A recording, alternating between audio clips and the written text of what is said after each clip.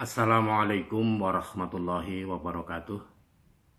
Alhamdulillahilladzi arsala rasulahu bil huda wa dinil haqq liyudhhirahu 'alad dini kullih wa kafa billahi syahida. Asyhadu an la ilaha illallah wa asyhadu anna Muhammadan 'abduhu wa rasuluh. Allahumma shalli 'ala Muhammadin wa 'ala alihi wa ashabihi ajma'in. Amma ba'du. Saudaraku kaum muslimin rahimakumullah. Marilah kita senantiasa panjatkan puji syukur kepada Allah Subhanahu wa taala dengan mengucapkan alhamdulillahirabbil alamin. Dan juga tidak lupa sholawat dan salam kepada Rasulullah sallallahu alaihi wasallam dengan ucapan Allahumma sholli ala Muhammad wa ala alihi wa sahbihi ajma'in. Semoga dengan dua ucapan ini Allah senantiasa memberikan rahmat, kenikmatan pada kita semuanya. Saudara-saudaraku yang berbahagia, Rasulullah Shallallahu Alaihi Wasallam bersabda dalam sebuah hadis yang sangat ringkas, "Mangkana yu'minu billahi wal yaumil akhir falyakul khairan aw liyasmut." Barang siapa yang beriman kepada Allah dan hari akhir, maka berkatalah yang baik atau lebih baik diam. Hadis ini sangat ringkas, tapi penuh dengan makna. Dua perkataan yang berbeda terkandung di dalamnya. Perkataan baik ada di dalamnya, perkataan buruk juga ada di dalam hadis ini.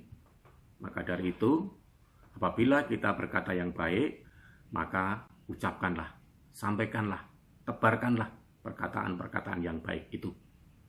Namun apabila perkataan itu mengandung keburukan atau condong kepada keburukan, maka lebih baik diamlah. Karena diamnya tidak mengatakan sesuatu yang condong kepada keburukan itu dinilai oleh Allah adalah sebuah kebaikan. Nah, saudara-saudaraku yang berbahagia, tajamnya pisau bila melukai kulit seseorang maka bisa sembuh dengan antibiotik. Tetapi apabila tajamnya lidah bila melukai hati seseorang maka tidak akan bisa sembuh selamanya. Sahabat Ali bin Abi Thalib mengatakan bahwa seseorang itu bisa mati karena tersandung lidahnya. Dan seseorang tidak akan mati karena tersandung kakinya. Maknanya apa? Bahwa seseorang bisa mati karena tersandung lidahnya.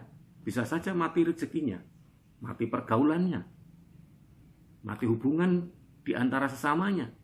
Sudah tidak lagi dikaruhke sama orang lain. Usahanya jadi gagal karena ucapannya tidak bisa dipercaya dan lain sebagainya. Tetapi orang yang tersandung kakinya, dia tidak akan mati. Hanya karena tersandung kakinya. Artinya apa? Aktivitas sehari-harinya itu masih bisa berjalan dengan baik.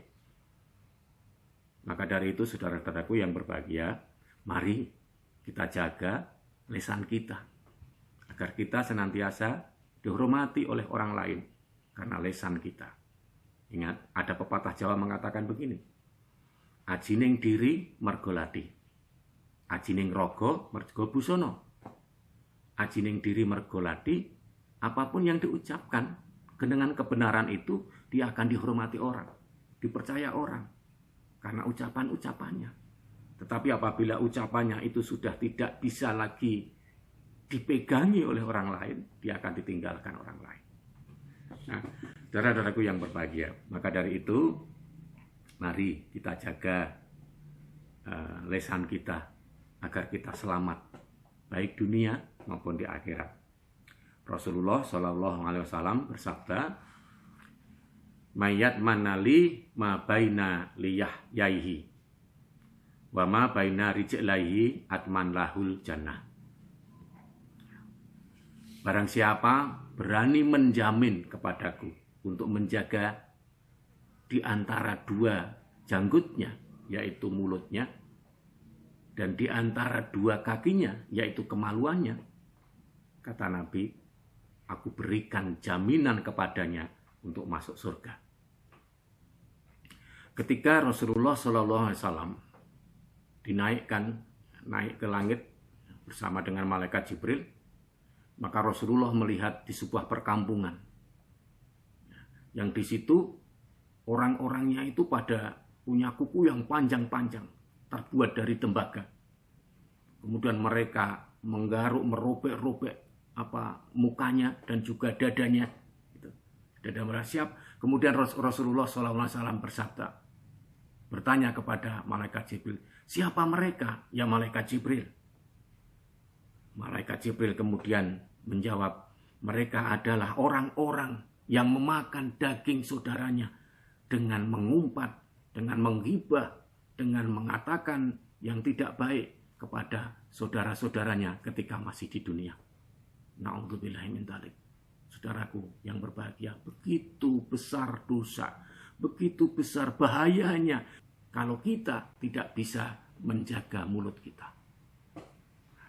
Kemudian pada riwayat yang lain, Rasulullah SAW juga menyampaikan kepada kita semuanya. Pada saat itu Rasulullah SAW bersabda, bertanya kepada para sahabat-sahabatnya, tahukah kalian siapakah orang yang bangkrut itu, yang muflis itu? Kata Rasulullah. Kemudian para sahabat menjawab, orang yang bangkrut adalah orang yang tidak punya dirham, orang yang tidak punya harta, ya Rasulullah. Kata Rasulullah, bukan. Orang yang bangkrut adalah orang yang dia ketika mati membawa pahala yang sangat besar. Pahala dari sholatnya, pahala dari hajinya, pahala dari zakatnya, pahala dari sodakohnya, pahala dari tadarusnya, pahala dari jihadnya. Pendeknya dia membawa pahala yang sangat besar ketika mati di akhirat nanti. Akan tetapi ketika dia hidup di dunia, dia berlaku zalim kepada saudara-saudaranya dengan mulutnya. Dia mengatakan si A itu korupsi, dengan mengatakan si A itu zina, dengan mengatakan si A itu tukang fitnah dan lain sebagainya, sementara itu belum dan tidak terbukti atau tidak ada buktinya. Maka orang ini kemudian pahalanya diambil oleh Allah, kemudian diberikan kepada orang-orang yang ketika di dunia itu dizalimi. Sampai habis pahalanya terus diberikan kepada orang ini dan belum cukup untuk menukar